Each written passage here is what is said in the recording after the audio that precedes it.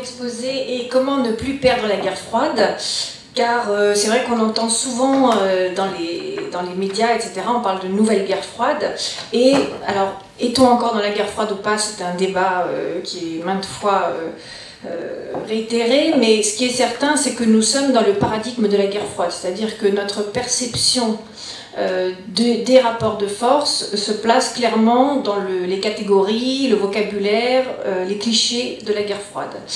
Et c'est pour ça qu'il me semblait intéressant, donc moi j'ai écrit une thèse sur la période de la guerre froide et en particulier les questions de guerre culturelle.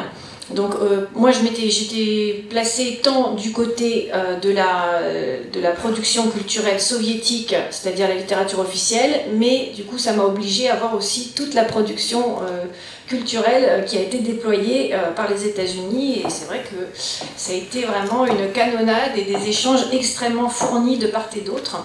Donc je voulais avec vous, étant donné que nous sommes quand même envahis et noyés voilà, par ce paradigme de guerre froide, revenir un petit peu sur ce qu'il représente, sur ses origines. Donc tout d'abord, la guerre froide, on parle toujours évidemment de course aux armements, etc. Également de confrontation idéologique, le libéralisme contre le communisme, les slogans, les pancartes, les espions, etc. Voilà, c'est tout un folklore de John le Carré.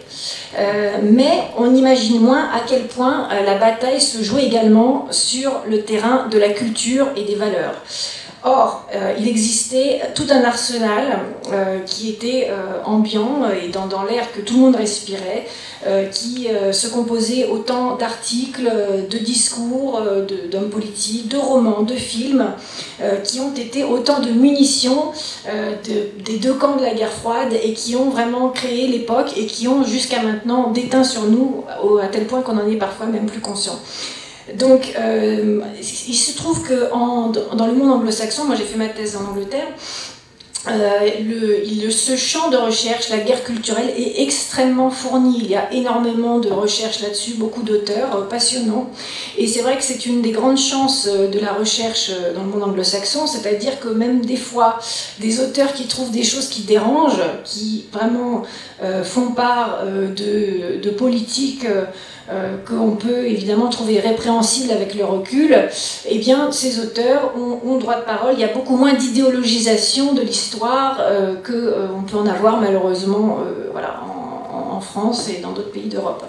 Donc je vais vous parler un petit peu, très rapidement, hein, de ces découvertes et de voir en quoi, ce qu'elles m'ont appris et en quoi elles peuvent être utiles pour comprendre la situation dans laquelle nous sommes maintenant. Il faut savoir aussi que c'est d'autant plus crucial que déjà cette bataille culturelle a concerné non seulement les deux grands blocs, donc États-Unis et Union soviétique, mais également l'Europe, qui était clairement le champ de bataille de toute cette guerre culturelle, qui a été bombardée de part et d'autre, qui était vraiment un enjeu de conquête pour chaque bloc. Donc nous avons été, chacun avons grandi, ou nos parents ont grandi dans cette atmosphère, et elle nous a effectivement imprégnés. Et à tel point, c'est d'autant plus crucial donc en fait, cette guerre culturelle, elle n'est pas du tout finie. On parle aujourd'hui de woke, de cancel culture, etc. Il y a beaucoup d'essais, ça fait énormément couler d'encre, surtout depuis 1 an, mais on a l'impression que ça tombe du ciel comme ça. Or, c'est vraiment un processus de fond qui travaille au corps les peuples européens depuis au moins 1945. Donc tout cela ne vient pas comme ça du jour au lendemain, et c'est un grand processus. S'il vous plaît, première, voilà, et l'autre ensuite. Voilà, donc je pars de cette... je vais revenir vraiment très brièvement, des petits rappels historiques, parce que comme on parle de guerre froide, voilà, il faut voir d'où ça commence, donc je vais faire vite. Donc je cite un historien anglais qui dit « C'est maintenant un lieu commun de dire que la Grande Alliance n'était pas grande et n'avait rien d'une alliance ». Donc ce dont on parle ordinairement comme de la Grande Alliance entre les Américains et les Soviétiques, en fait, était déjà sujet à caution. Il y avait des fissures très importantes qui se manifestaient outre les fissures idéologiques, mais même au niveau stratégique et militaire, il y avait déjà des gros soucis. Et ça va permettre, si vous voulez, de comprendre comment tout cela a démarré, qui a commencé. Bon, ça fait un petit peu comme au jardin d'enfants, mais c'est quand même intéressant de comprendre d'où ça vient, comment les choses se sont développées et comment toute cette guerre culturelle ensuite s'est mise en place.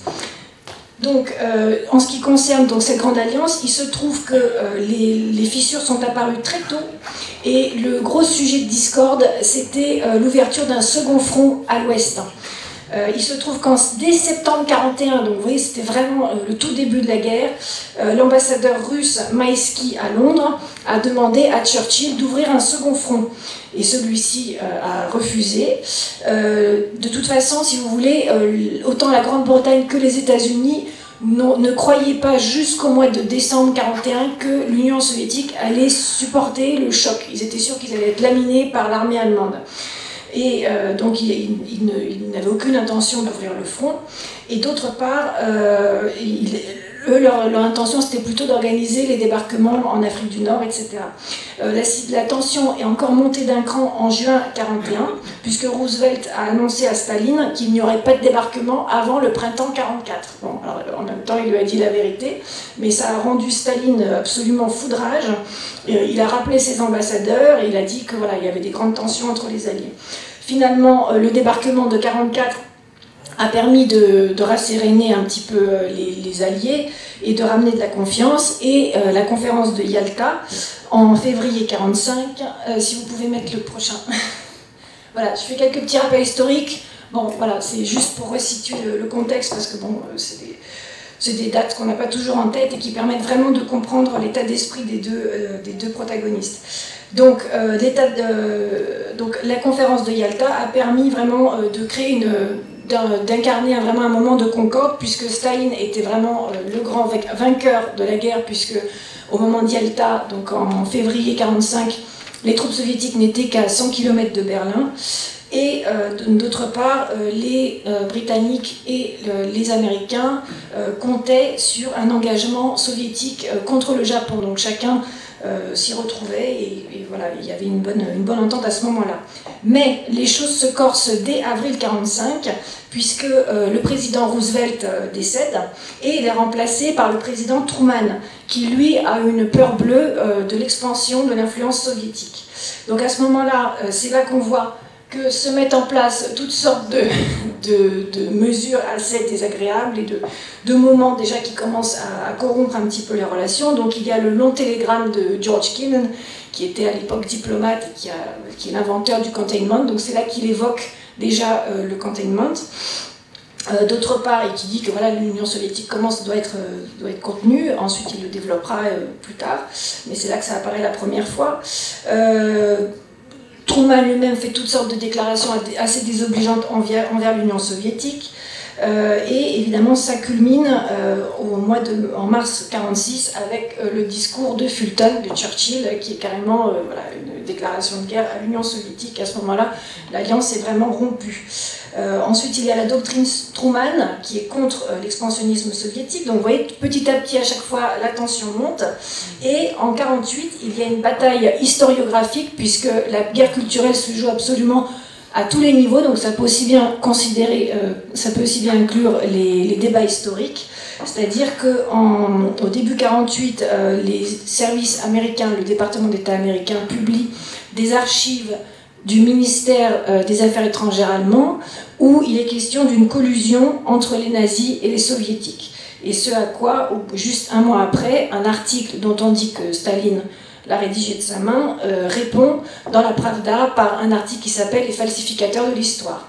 Donc déjà, les tensions augmentent en essayant à chaque fois, bon, comme toujours, voilà, de modifier la perception des événements historiques. Ensuite, la prochaine, s'il vous plaît. Voilà, donc là, la tension est déjà vraiment montée d'un cran. Donc à ce moment-là, c'est là qu'on passe aux prémices de la guerre culturelle. Donc dès 1946, vous avez le Fulbright Act, donc vous en avez sans doute entendu parler déjà. Vous savez, c'est les programmes Fulbright d'échange, les programmes d'échange qui permettent d'échanger des élites. et dont l'historien Walter Hickson dit que c'est vraiment déjà la création d'un empire de l'éducation américain. En 1947, les soviétiques évidemment aussi petit à petit participent à l'escalade, vous avez le Cominform. Ensuite, en 1947 aussi la création de la CIA. En 1948,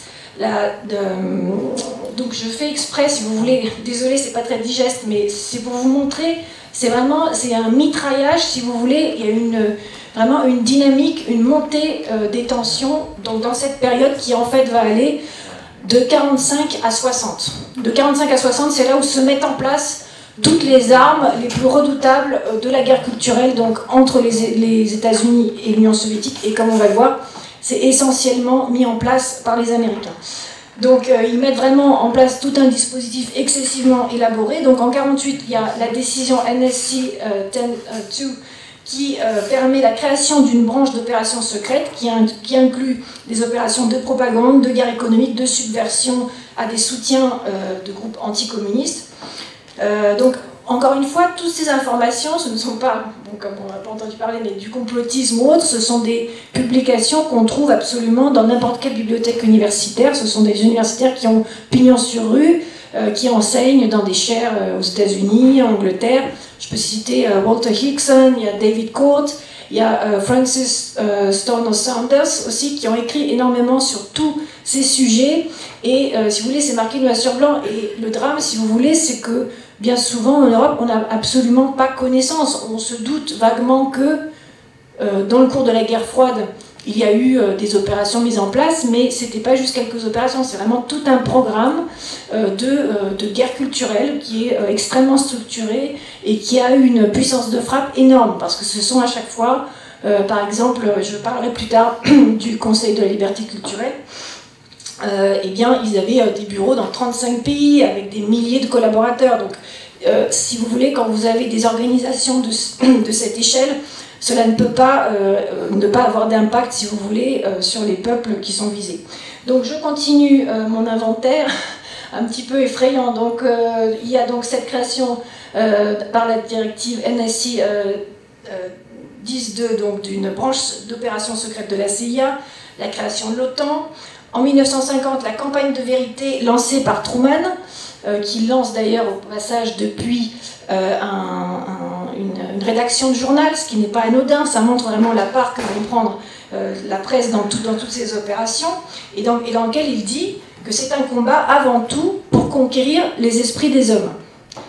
Ensuite, il y a le projet Troy, donc, qui a été à l'origine, qui provient d'un rapport d'une commission du MIT, parce que souvent dans les systèmes anglo-saxons, les instituts universitaires, il y a beaucoup de vases communicants, c'est-à-dire que vous avez des fois des fonctionnaires du département d'État qui vont après un petit peu passer quelques temps dans des universités, et réciproquement, il y a tout un travail de recherche, de réflexion stratégique, enfin, vraiment de recherche de nouvelles armes de guerre culturelle qui est réalisé dans ces établissements. C'était à Harvard, c'était MIT, etc., ou à Chicago.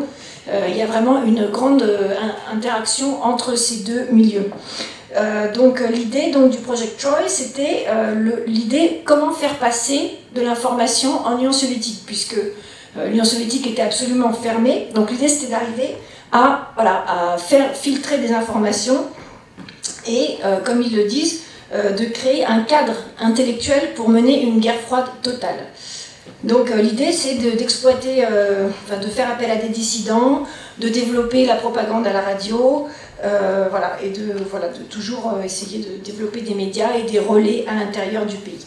Et également, en 1951, la création du PSB, donc Psychological Strategical Board, qui est l'idée, encore une fois, de collusionner l'appareil d'État, toute la bureaucratie de l'appareil d'État pour accomplir des tâches de guerre psychologique.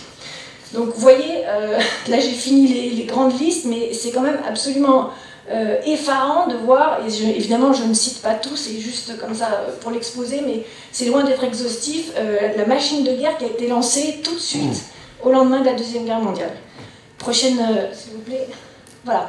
Alors oui, je voulais faire un petit focus spécial sur le Congrès pour la liberté de la culture, qui en fait a été créé donc en 1950. Personne n'en parle, personne n'en connaît l'existence, alors que c'était quelque chose d'extrêmement puissant et qui avait des ramifications dans toute la vie intellectuelle européenne. Donc à l'origine, il a été créé en réponse au Congrès mondial des intellectuels pour la paix de Wrocław, donc ça c'était évidemment des initiatives plutôt communistes, hein, et également le Congrès mondial des partisans de la paix à Paris, donc c'était voilà, une réponse un peu du berger à la bergère. Et l'idée c'était de montrer qu'il n'y a pas que les communistes qui ont le droit d'avoir une réflexion intellectuelle, que la démocratie libérale aussi pouvait proposer un discours et nourrir les débats intellectuels. Bon, il ne faut pas se leurrer, l'idée c'était aussi un petit peu de maîtriser les termes du débat intellectuel en Europe. Donc le premier congrès s'est tenu à Berlin et il a été tout de suite axé sur l'antagonisme, le dualisme entre la liberté et totalitarisme. Donc comment agissait voilà, c'était un OTAN culturel qui était clairement financé par la CIA, des intellectuels des pays parisiens en le sachant plus ou moins. Donc en fait ce qui s'est passé c'est que dans les années 60 ils ont été, il y a eu toutes sortes de dossiers qui sont montés à la surface et donc on a révélé l'existence du Congrès pour la liberté de la culture qui n'était pas vraiment bien connu. Alors évidemment certains intellectuels pour se dédouaner ont dit qu'ils n'étaient pas au courant de travailler pour la CIA. Enfin, bon, on s'imagine qu'ils auraient difficilement pu dire autre chose, mais bon, donc on ne sait pas vraiment s'ils le savaient ou pas. En tout cas, voilà, ils prétendent que non, mais c'est loin d'être sûr. Donc, ils travaillaient souvent, donc ils avaient plusieurs techniques de travail. L'idée, c'était soit de promouvoir des publications de communistes repentis, par exemple The God That Fate, donc c'était tout un groupe de communistes repentis qui disaient voilà, on s'est trompé, etc., on renie le communisme. Aussi un soutien inconditionnel à l'expressionnisme abstrait, qui est devenu vraiment le langage visuel. Je parlais d'Oscar Rabin tout à l'heure, qui était le porte-drapeau de la réalité soviétique. Eh bien, l'expressionnisme abstrait était, lui, au contraire, vraiment le langage visuel du libéralisme et du bloc de l'Ouest, et qui permettait aussi de détacher, et jusqu'à maintenant, je crois qu'il y a pas mal de recherches qui ont été faites là-dessus, justement par ces auteurs dont je parle, qui permet vraiment d'avoir comme ça une pensée hors sol, désidéologisée, où évidemment il n'est jamais question de thèmes sociaux, d'identité, de racines. Voilà, c'est vraiment un art qui est vraiment déconnecté de tout et, comme par hasard, très dépendant des fluctuations du marché, donc parfait pour le modèle libéral. Ou alors, évidemment, ce congrès s'acharnait, par exemple, contre des auteurs communistes comme Pablo Neruda ou Sartre, contre lesquels voilà, il lançait des campagnes dans ses revues, parce que ce congrès avait énormément de revues dans différentes villes, à Berlin, à Londres, etc. Et à l'inverse, il s'attachait à promouvoir des auteurs qui étaient compatibles avec les valeurs occidentales, telles que Alfred Koestler ou ce genre d'écrivains qui étaient foncièrement anticommunistes. Alors c'était drôle parce que souvent les intellectuels qui se compromettaient un petit peu dans cette organisation se présentaient jamais, justement ils évitaient de se présenter comme des gens tenant d'une idéologie. Au contraire, ils se présentaient comme des gens voilà, qui prenaient de la distance avec l'idéologie et qui essayaient de chercher la vérité. Bon, donc, chercher les ressemblances avec aujourd'hui. Ils sont en pleine idéologie, mais tout en niant la moindre implication idéologique. La prochaine, s'il vous plaît. Alors, donc là, c'était la période dont j'ai parlé avec Truman, et ensuite Eisenhower. Donc je vous ai dit, la période entre 45 et 60, c'était la plus ardue. Donc d'abord, tous ces instruments de guerre culturelle ont été mis en place par Truman, et Eisenhower a poursuivi cette œuvre, sachant que Eisenhower s'était entretenu en tant que commandant des forces armées pendant la Deuxième Guerre mondiale, avait rencontré Churchill, qui l'avait initié à toutes ces techniques, donc c'est vraiment lui voilà, qui quand même a un petit peu développé ce genre de technique et qui a ensuite fait souche aux États-Unis. Donc, ce qui est très intéressant avec Eisenhower, c'est qu'il a une attitude complètement paradoxale, c'est-à-dire qu'il prône la coexistence pacifique, il fait participer au sommet de Genève, la paix, etc. Mais en fait, c'était une attitude assez fourbe, parce que l'idée, évidemment, c'était d'économiser au maximum les dépenses pour ne pas risquer de ruiner complètement les États-Unis, mais en revanche de mettre tous les moyens sur la guerre, sur les guerres culturelles justement. Donc vous voyez, New Policy, Sommet de Genève, qui sont vraiment des initiatives pour prôner le désarmement et la paix, mais en parallèle, ils ont développé énormément tous les réseaux, donc Radio Free Europe. Ils ont organisé également un événement extrêmement important en 1959, qui est l'exposition américaine à Moscou, qui a eu un succès absolument extraordinaire et qui a vraiment marqué les esprits, où il y avait du coca gratuit, etc. Donc ils ont vraiment extrêmement développé le soft power à cette époque-là. Donc c'est pour ça que j'ai mis coexistence belliqueuse, c'est parce que c'était vraiment une guerre culturelle très aboutie. La suivante, s'il vous plaît. Alors, la réaction soviétique, voilà.